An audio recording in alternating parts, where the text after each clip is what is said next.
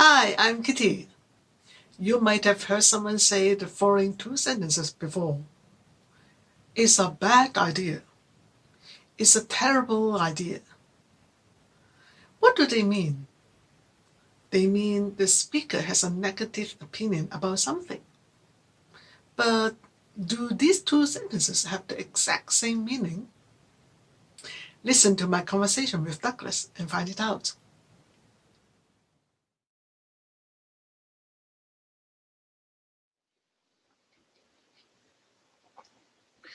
Hey, Douglas, learning a foreign language isn't easy. It's not just the differences from the way we speak in our mother tongue. There are some concepts which exist in a foreign language but don't exist in our mother tongue. What exactly do you mean by that? Well, let's take adjectives for example. In Chinese and many Asian languages, when we see something beautiful, we simply say it's beautiful.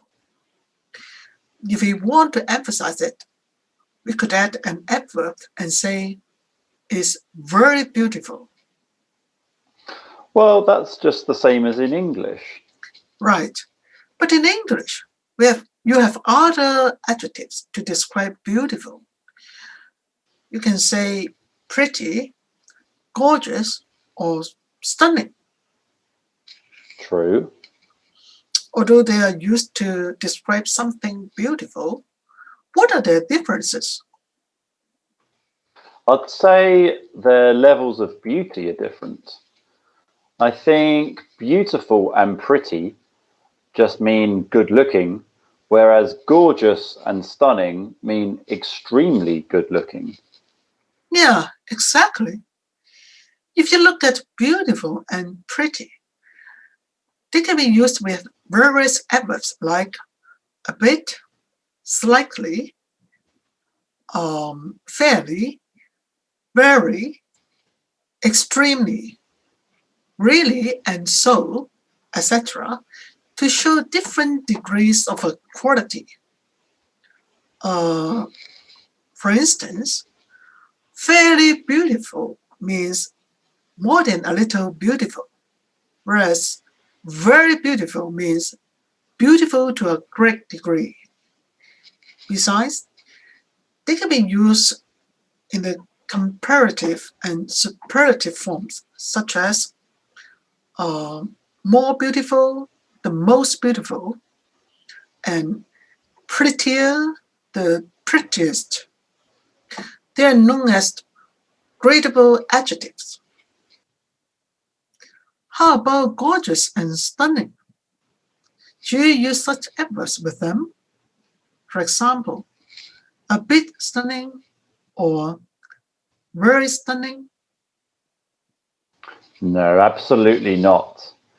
Stunning by itself already means extremely beautiful. It doesn't make sense to say a bit stunning. When it's extremely beautiful, it can't be a little beautiful at the same time. Equally, very stunning is redundant and grammatically incorrect. Why would we have to add very on top of extremely? Right. Adjectives like stunning and gorgeous imply the greatest degree or the extreme of a quality. They don't have comparative or superlative forms. They are called non-gradable adjectives. If you want to emphasize them, we use adverbs such as absolutely, completely, totally, utterly, really, and so to bring out their complete quality. For example, absolutely stunning, utterly gorgeous. Well, we have just identified some non-gradable adjectives which imply the extreme quality. But there is another type of non-gradable adjectives. Can you guess what it is? I think it's yes, no, or true, false adjectives like right and correct. We can't say, you're very right. We say, you're absolutely right. Yeah, you are absolutely right. Yeah. So when we use adjectives, we have to know whether they are gradable or non-gradable in order to use correct adverbs. Off the top of my head, I can think of a few examples of gradable and non-gradable adjectives in pairs, like tired and exhausted, good and excellent or perfect, cold and freezing, angry and furious, and bad and terrible. Can you think of any others? Um, right offhand, you could say hot and scorching or sweltering, Yeah. wet and dripping or soaking, interesting or amazing. There's tasty and delicious, and then afraid, scared, or frightened, and terrified or horrified.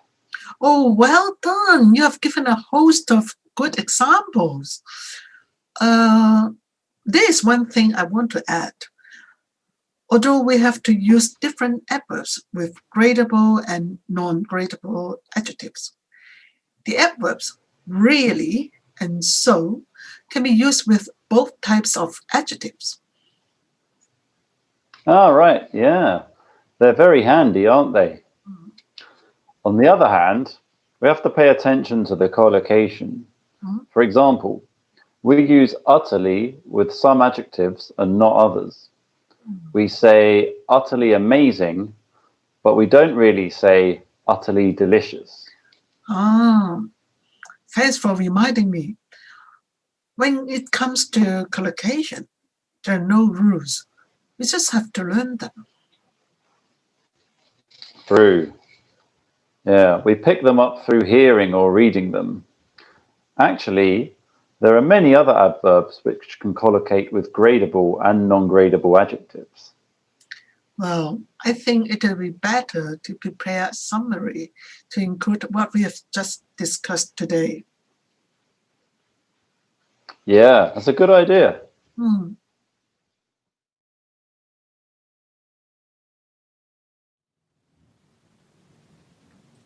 Do you know the difference between a bad idea and a terrible idea now?